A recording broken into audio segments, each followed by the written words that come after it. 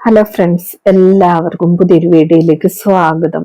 ഇന്നത്തെ കഥയിൽ അശ്വതിയോട് ശ്യാമ പറയുന്നുണ്ട്, നമുക്കിനി ഇവിടെ നിൽക്കേണ്ട ചേച്ചി, ഇവിടെ നിന്ന് പോകാം, അവളുടെ മുന്നിലേക്ക് എനിക്ക് പോകാൻ വയ്യ എന്നൊക്കെ പറയുന്നു. രാധികയുടെ മുന്നിലേക്ക് പോകണ്ടെന്ന് പറഞ്ഞിട്ട് ശ്യാമ അശ്വതിയും കൂട്ടിയിട്ട് അവിടെ നിന്നും പോവുകയാണ്.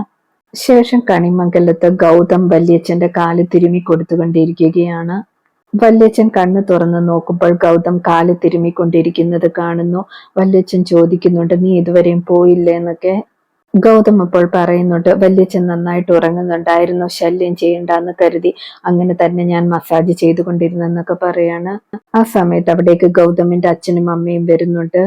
വല്യച്ഛൻ പറയുന്നുണ്ട്, ഇവൻ എന്റെ കാല് തിരുമ്മിക്കൊണ്ടേ ഇരിക്കുകയായിരുന്നു, എന്നെ നോക്കിക്കൊണ്ടിരിക്കുകയായിരുന്നു എന്നൊക്കെ പറയുന്നു.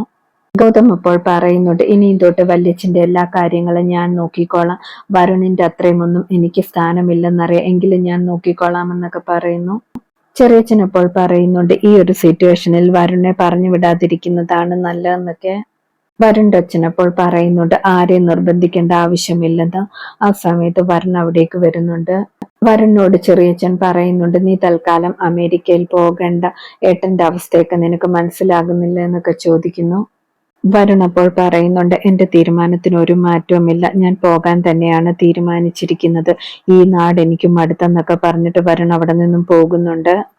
ചെറിയച്ഛൻ അപ്പോൾ പറയുന്നുണ്ട്, അവൻ പറഞ്ഞിട്ട് പോയിരിക്കുന്നത് എല്ലാവരെയും മടുത്തെന്നല്ലേ, ഏട്ടനെ ഉൾപ്പെടെ മടുത്തെന്നല്ലേ പറഞ്ഞിട്ട് പോയിരിക്കുന്നതെന്നൊക്കെ പറയുന്നു.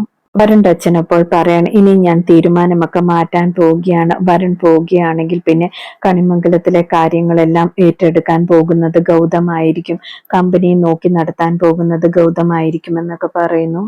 വരുണിന്റെ അച്ഛൻ പറയുന്നത് കേട്ടിട്ട് 3 പേർക്കും സന്തോഷമാകുന്നുണ്ട്. ചെറിയച്ഛൻ പറയുന്നുണ്ട്, അത് ശരിയാകുമോ എന്നൊക്കെ. പരമേശ്വരൻ അപ്പോൾ പറയുന്നുണ്ട്, അത് ശരിയാകുമെന്ന്. ശേഷം കാണിക്കുന്നത് ശ്യാമ അഖിൽ സാറിന്റെ ഫോട്ടോ നോക്കി സംസാരിക്കുകയാണ്. ഞാൻ നമ്മളുടെ മകളെ കണ്ടെത്തിയിട്ടുണ്ട്, പക്ഷെ അവളുടെ അടുത്ത് പോകാനോ അവളോടൊന്ന് സംസാരിക്കാനോ എനിക്ക് പറ്റിയില്ല എന്നൊക്കെ പറയുന്നു. ശ്യാമയുടെ അടുത്തേക്ക് അശ്വതി വരുന്നുണ്ട്. അശ്വതി ശ്യാമയോട് ചോദിക്കുന്നുണ്ട്, ഇനിയും എന്തിനാണ് സങ്കടപ്പെടുന്നത്, അവളെ കണ്ടെത്തിയില്ല എന്നൊക്കെ പറയാണ്. ശ്യാമ അപ്പോൾ പറയുന്നുണ്ട്, അവളുടെ അടുത്തേക്ക് പോകാനോ അവളോടൊന്ന് സംസാരിക്കാനോ ഒന്നും പറ്റിയില്ലല്ലോ എന്നൊക്കെ. അശ്വതി അപ്പോൾ പറയുന്നുണ്ട്, ഇത്രയും കാലം അവൾ സുരക്ഷിതമായിട്ടുണ്ടോന്നും അവൾ നന്നായിട്ട് വളരുന്നുണ്ടോന്നും ഒക്കെ അല്ലായിരുന്നോ ടെൻഷൻ, എന്തായാലും അതൊക്കെ മാറിയില്ലേ, അവൾ നല്ലൊരു കുടുംബത്തിൽ തന്നെയാണ് വളർന്നു വരുന്നതെന്നൊക്കെ പറയുന്നു.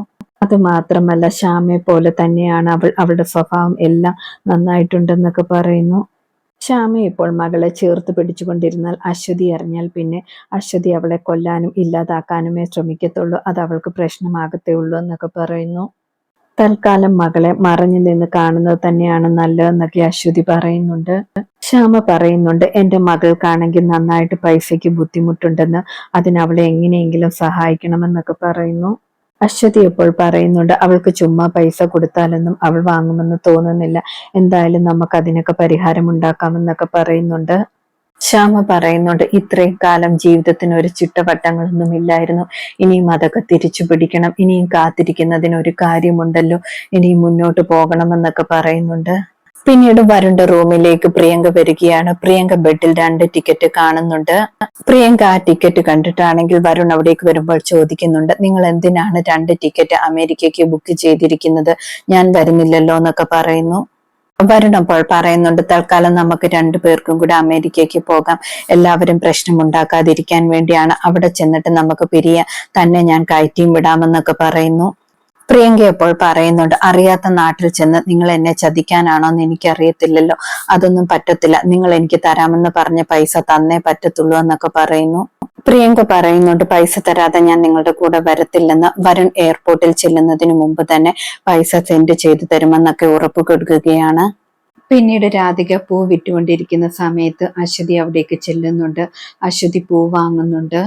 ഒരു കെട്ട് പൈസ ആ പൂക്കളുടെ ഇടയിലേക്ക് ഇട്ടിട്ട് അശ്വതി പോകുന്നുണ്ട്. അത് രാധിക കാണുന്നുണ്ട്. രാധിക പറയുന്നുണ്ട്, നിങ്ങളുടെ പൈസ കളഞ്ഞു പോയിട്ടുണ്ട്, ഇവിടെ ഉണ്ടായിരുന്നു, ഇത് നിങ്ങളുടെയാണെന്ന് പറയുന്നു. അശ്വതി അപ്പോൾ പറയുന്നുണ്ട്, ഇത് എന്റെ പൈസയല്ല, കുട്ടിയുടെ പൈസ തന്നെയാണ്, കുട്ടി എടുത്തോളാം എന്ന് പറയുന്നു. രാധിക അപ്പോൾ പറയുന്നുണ്ട്, കഴിഞ്ഞ ദിവസം എന്റെ വീട്ടിലെ ബുദ്ധിമുട്ടുകളൊക്കെ നിങ്ങൾ കേട്ടതല്ലേ, അതുകൊണ്ടല്ലേ എനിക്ക് പൈസ തന്ന് സഹായിക്കുന്നതെന്നൊക്കെ ചോദിക്കുന്നു. എന്റെ അച്ഛൻ പറഞ്ഞിട്ടുണ്ട്, അർഹിക്കപ്പെടാത്ത ഒരു പൈസയും വാങ്ങാൻ പാടില്ലെന്ന്.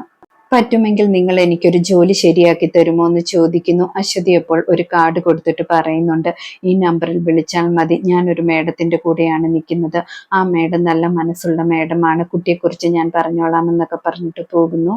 അശ്വതി വീട്ടിൽ ചെന്നിട്ട് ശ്യാമയോട് നടന്ന കാര്യങ്ങളെല്ലാം പറയുന്നുണ്ട്. ശ്യാമ ഇപ്പോൾ പറയാണ്, മോൾക്ക് എവിടെയാണ് ജോലി കൊടുക്കുക, കമ്പനിയിലാണെങ്കിൽ അവൾക്ക് അത്ര പഠിപ്പൊന്നുമില്ലല്ലോ എന്നൊക്കെ പറയുന്നു. അശ്വതി അപ്പോൾ പറയുന്നുണ്ട്, ശ്യാമ പുതിയ മ്യൂസിക് സ്കൂൾ തുടങ്ങാൻ പോവുകയല്ലേ, രാധിക മോൾക്കാണെങ്കിൽ പാട്ടും ഡാൻസും ഒക്കെ അറിയാം, അവിടെ പഠിപ്പിക്കാനായിട്ട് വിളിച്ചാൽ മതി, ടീച്ചറായിട്ട് വിളിച്ചാൽ മതി എന്നൊക്കെ പറയുന്നു. ശ്യാമ അപ്പോൾ പറയുന്നുണ്ട്, അത് ശരിയാണ്, അത് നല്ല ഐഡിയ ആണ്, എല്ലാം മോളെ തന്നെ പിന്നീട് ഏൽപ്പിക്കാമല്ലോ എന്നൊക്കെ പറയുന്നു. എനിക്ക് അങ്ങനെ എൻ്റെ മോളെ കാണാനും അടുത്ത് സംസാരിക്കാനും ഒക്കെ പറ്റുമല്ലോ എന്നൊക്കെ പറയുന്നുണ്ട്. അശ്വതി അപ്പോൾ പറയുന്നുണ്ട്, അങ്ങനെ അടുത്തൊന്നും പോകാൻ പറ്റത്തില്ല, ഐശ്വര്യയുടെ കാര്യം മറന്നു പോകാൻ പാടില്ല എന്നൊക്കെ സൂചിപ്പിക്കുന്നു.